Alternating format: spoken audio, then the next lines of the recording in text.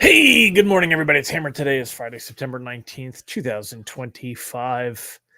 Man, this felt like a long week for me. How about for y'all? Let me know in the comments. It just felt like a long week. That Fed meeting kind of let the wind out of my sails, and seeing some stuff with rate sheets and just social media and some things that are kind of bothering me that we don't need to go into. So I realize it's not gonna get us anywhere. So anyway, good morning, y'all. My name is Hammer. I am the guy that has a few different platforms and products to help you as an originator to get more business. We got Originator Success to help you get found on Google AI search and build your online branding, generate reviews, and stay in touch with past clients and real estate agents. We got Grab and Go Social, which is, you got it, content and coaching for using social media to go out and get business. And then we got Rate Sensei, which is our rate market stuff. And we'll have some new stuff coming out hopefully by the middle of the fourth quarter, maybe the end of the fourth quarter, to help you get loans and work more with the rate stuff. So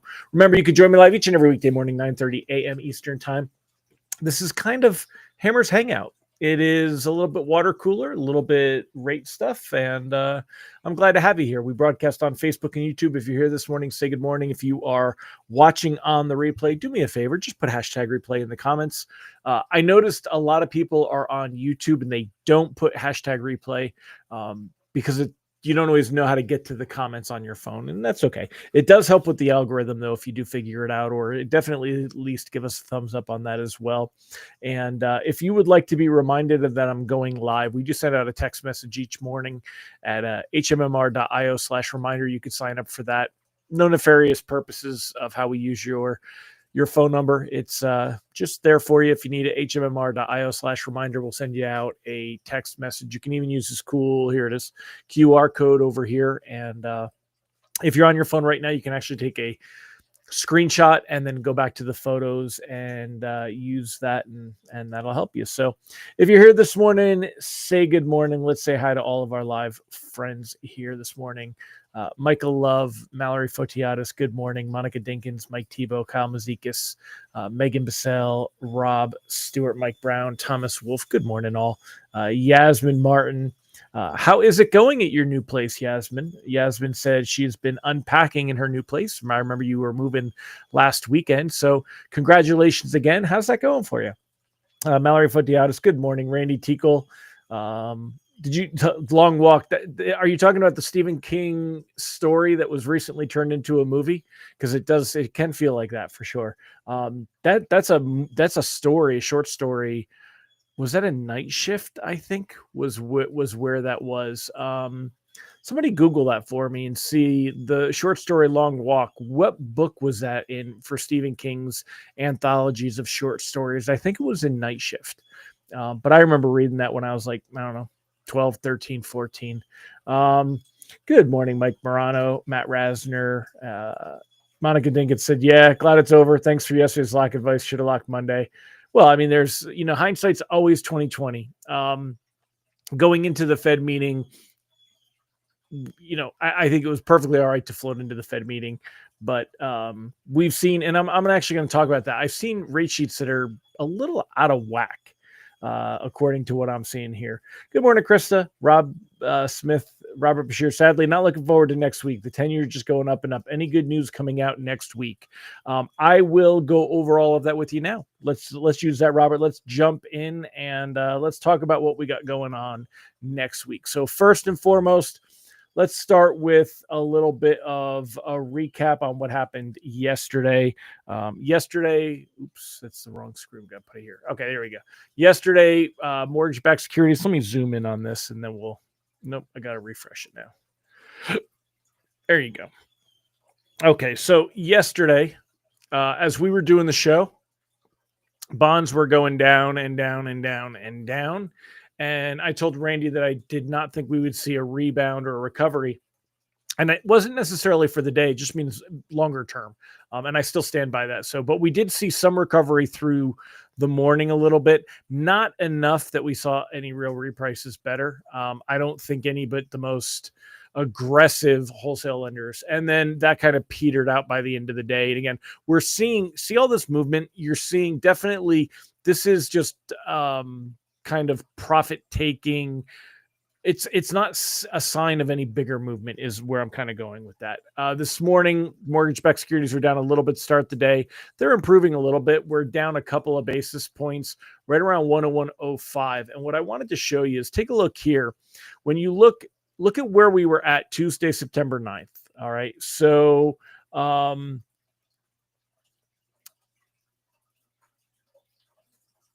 yeah, and actually I can stay on this one and talk about that. So rate sheets seem to have moved from overly good to overly bad. So on like Monday, we were up to 101.29. Tuesday, we were at 101.27. When you look at Mortgage News Daily for the 15th, and then all of a sudden into the 16th, look at that improvement. Look at that jump that we saw. And when you look at bonds, it doesn't really coordinate. You know, the previous Friday, we were at 101.12. Then we were at 101.29. Then 101.27. But yet, when you look at what Mortgage News Daily said happened with bonds, we went from 6.29 to 6.25. So that makes a little bit of sense. When you look at, we went from 101.12 to 101.29.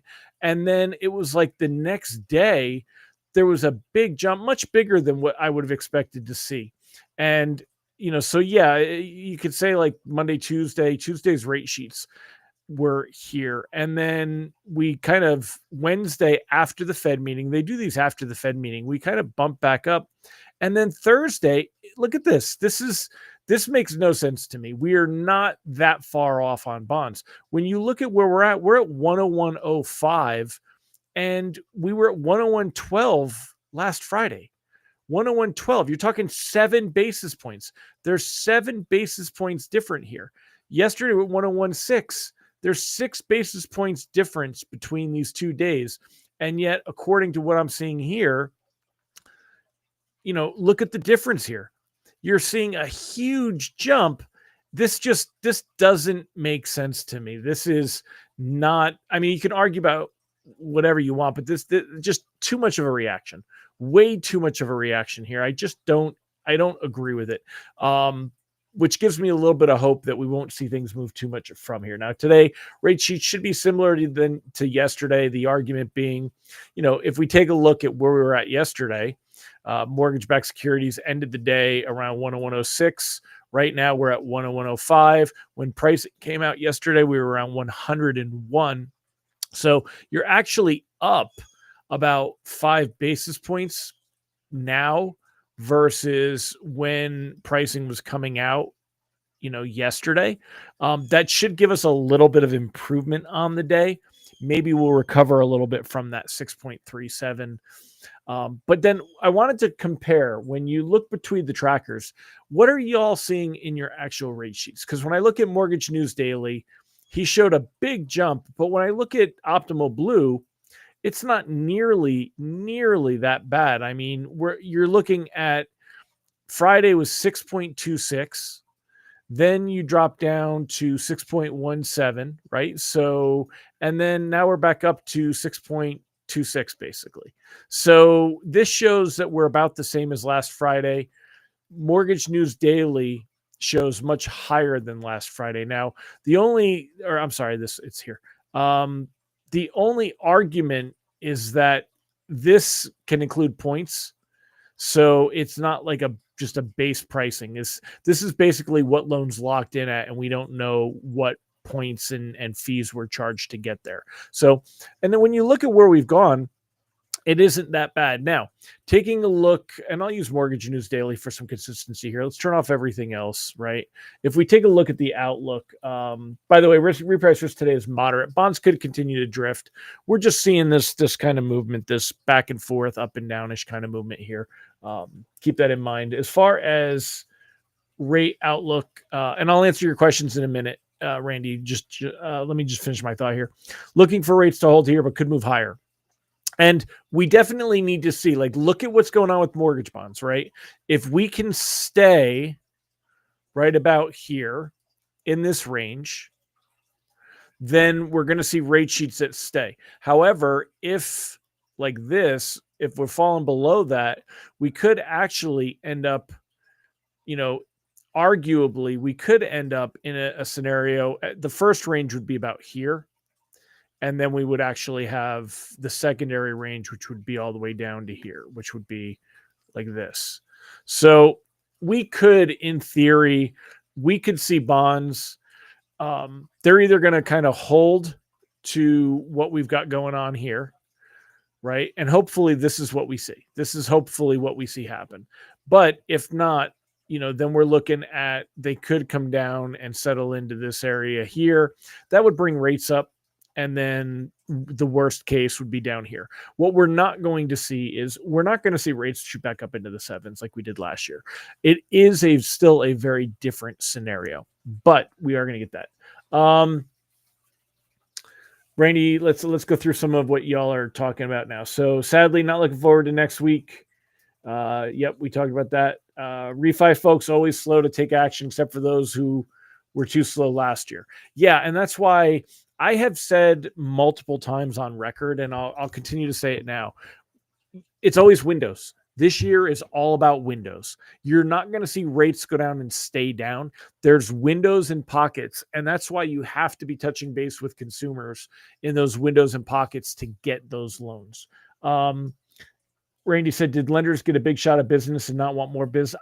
It's possible. I mean, there's definitely some that did get a nice little boom from the loans that were coming in the refis, but I don't know if that's necessarily the case, that it was enough that they would push down. I mean, it's certainly possible. So we'll see where things settle. I know that Logan Motoshami was talking about the spreads between the 10-year and mortgage bonds, but I'm talking about mortgage bonds and rate sheet pricing. I'm not even talking about, the 10-year and mortgage-backed securities. So speaking of the 10-year, though, let's go ahead and talk about that for a minute. It's about 4.12. That is, you can see that it has moved significantly higher here, right? And that's why this is definitely a big indicator. Until we see it crest and come back down, you're not going to see mortgage rates have really the ability to improve much. So remember something, we had a really, really nice window right here where things got crazy, happy, improved. And that runs from September 2nd to September 5th. And you saw that in mortgage-backed securities, September 2nd, September 5th. So we saw that same behavior here. And what we could see happen is we could see that bonds continue to climb up back into this range right here. Oops, hold on. I got too many things going on. Right here, which is what we saw in August. And basically that would put rates back where we saw in August in the mid sixes, 6.5, 6.625 before loan level price adjustments. Again, using Mortgage News Daily as a reference point. This is about a quarter to 3/8 higher than what we were looking at right now. So that's the possibility, and we want to keep an eye on that. If the 10-year starts to come up here into this range, then you're looking at mortgage bonds that are going to drop down into, the August range, which was all right here. And that was, right around 100-ish, 130-ish. That's right around here. And that's a lot of room for things to drop down to, because you're talking about coming all the way down to here. That is possible. So that's why, as far as lock advice goes, secondary has no cajones. Yeah. As far as lock advice, let me throw it up on the screen. Anything closing the next couple of weeks, I would absolutely be locking, because it's unlikely that we're looking at a positive bounce coming for any reason. There's just nothing happening right now that would point to that. The question is, are we going to stay kind of in this area here, or are we going to see things continue to worsen? And because of that, that's there. Next week, and by the way, I was talking about PCE data being this Friday. I looked at the calendar wrong. I don't know what I was thinking. I thought it was odd that it was so close after the meeting, but we've seen that happen before. So the PCE data comes next Friday, and what we've got going on between now and then. Let me make this smaller. We'll load up that economic calendar here. So no, that's not what I want. I don't want the layout. I want the. There it is. I don't know why I can't see that without economic calendar. Okay. So today, nothing going on. That's kind of the gist of where we're at today. There's nothing that's happening here. But if we take a look at next week, it's all Fed speakers. All Fed speakers. So you got all Fed speakers on Monday. You've got all Fed speakers on Tuesday, including Powell. You've got, really just there's a 2-year and 5-year note auction going on Wednesday, but that's nothing really to get excited about. Thursday, more Fed speaking, 7-year note auction. We're going to have jobless claims, of course, but I mean, just everybody's out talking next week, multiple times even. And then on Friday, we're going to have the PCE data for real. So my bad that I said it was this Friday. It's actually next Friday, but it's not going to move markets either. So no, there's really nothing going on here. And I want to get into the Fed speaking bit a little bit more with you. Krista said government doesn't want rates lower until there is more inventory. If they go too low, then they would be in multiple offers. Since we have 1.5 million buyers, if they go too low, then we'd be back where we were. Well, I mean, the government, they've got their own reason why they want rates to be lower. They want rates to ease the national debt burden here. Why the Fed rate cut won't ease the government's debt problem. Move will likely reduce U.S. borrowing costs for short-term Treasury, but longer term, it's not doing anything. So for bonds that are farther out, what I wanted to show you is a couple different things going on. So okay. So this was a really interesting article that I was reading in Barron's. So the Fed just trimmed rates, but don't get too excited. Now, again, as we get into that article, I want to point out to you the market is currently pricing in for October. If we take a look right here, for October, it's a 90% expectation that we're going to see another rate cut in October. In December, markets are pricing in an 80% additional cut. So this is one cut. Markets do not believe at all. There's almost none, less than 1% expectation that the Fed is going to be a one and done rate cut. There's a little bit of a hedge that it could be 2 and done. But most markets are pricing in, most are pricing in 3 or more. But when we take a look at this article from Barron's, the jobs data prompted the move has turned increasingly worrisome. Last week, the BLS revised down payroll gains by 911,000 in the 12 months through March, revealing the economy created less than half the positions initially reported. Uncertainty about the economic outlook remains elevated, the Fed said in its statement. By the way, some people can't take a joke. I actually did get some negative comments about my I'll pull it up this way, about my Fed, about my Trump White House putting me, because we talked about this, that Trump taking credit for mortgage rates falling, and then and there's LOs. There's what, I don't care if people get pissed at me anymore. I really don't. There's LOs that are like defending it like he did something. He didn't do anything. The reason mortgage rates would get low is because the economy is weakening and the labor market weakens. That's why you would see that. He didn't do anything. But anyway, where I was going with this and this article, it talks about how, that this was Fed uncertainty about the economy outlook remains elevated, the Fed said in its statement. The committee is attentive to the risks to both sides of its dual mandate. Remember, the dual mandate: maintain price stability, that's inflation, maximize employment.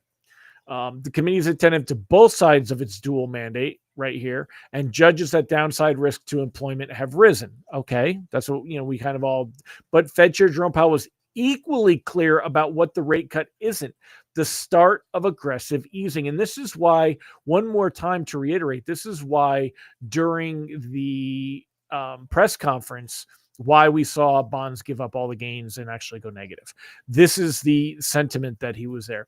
You could think of this in a way as a risk management cut, he said at his press conference, signaling that further moves would be cautious and data dependent.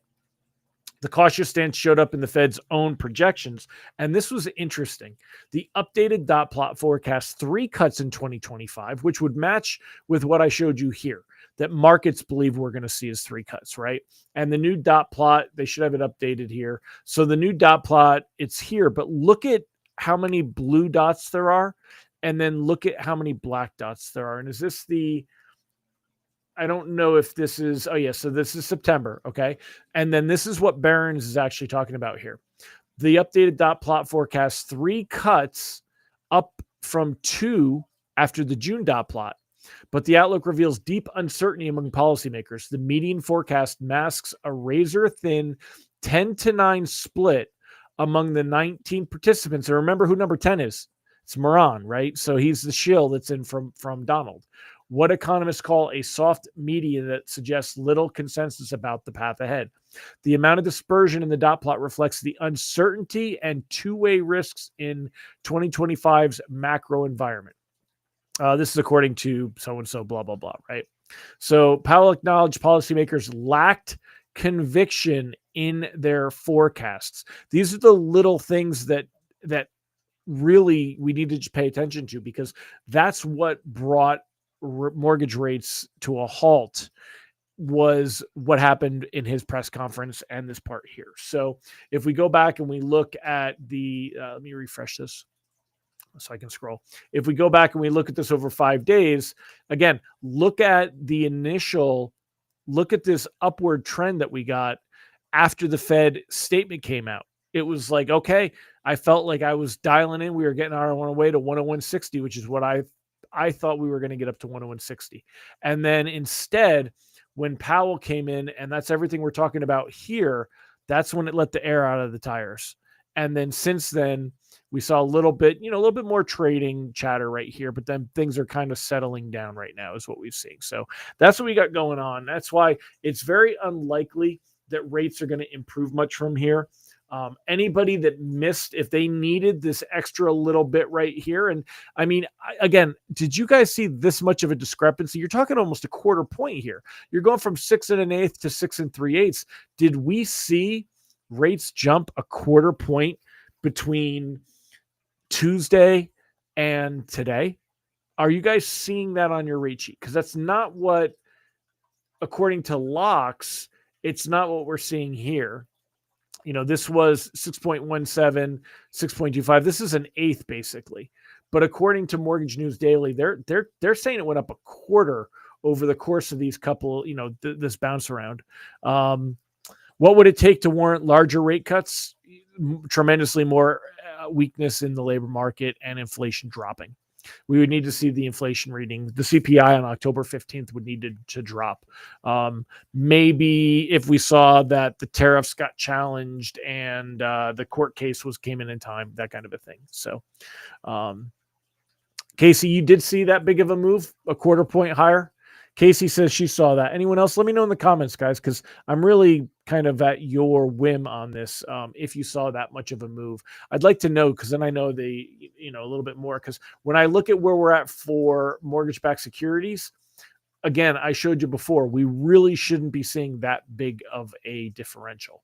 That's not what is in the bonds. That's what's in the rate sheet. And at the end of the day, though, it's all about the rate sheets. So that means that we could see, if we're seeing too much of an overreaction, that means we could see there's room for some improvement. There's room for some pullback. So, definitely there. Keep that going. So, all right. Well, that's it, my friends. That's our Friday. And yeah, Mike said we would need to see inflation dropping, and it would have to drop quite a bit. It would have to get down back to at or below 2% with the PCE, which we'll get that PCE next week. And it'll probably be at like 2.7. 2.8. So not where the Fed wants it to be, and not where things would be. So that's it for me, y'all. And again, thanks for joining me this week. Appreciate you. On Monday, we'll talk about what we see going on for the week. We'll see how your weekend was. What are you guys doing this week? And let me know in the comments. I'm going to see the Panthers on Sunday. And just like my forecast for anything else, I've been wrong on that one. I thought they'd be looking pretty good this year. They're 0-2, and they look bad doing it. They're going to be playing the Atlanta Falcons on Sunday. My daughter and I will be at Bank of America Stadium in Charlotte, and we'll be tailgating and having a good time. I'm looking forward to that. My daughter is my football girl, and so I'm looking forward to that game and having a good time with her. I'll be working on the barn tomorrow. I got to get this thing done soon. At least move in ready. It won't be painted, but at least where I can start working from up there. And you guys might see some familiar faces in the next week. If you guys remember George and Sophia, the kitty cats, they have not been adopted. It's been 2 months. They're just such lovey cats, but we can't bring them in the house here because of Millie, the black cat. Millie does not like to play well with others, and it really threw her off when they were here. And so we're gonna put them in the barn. They're gonna be they're gonna be office cats in the barn. So it's not true barn cats because they're not like living in whatever. This is a finished space barn. So, and I still want to see them get adopted. I'll be fostering them, but we'll see how long that lasts. Hopefully somebody will adopt them. We'll still be putting them online, and they're lovely cats. Krista's soccer, Vicky, good morning and thank you. All right, y'all. Well, I'm gonna wrap it up. You guys have a fantastic weekend. I will see you on Monday. Bye-bye.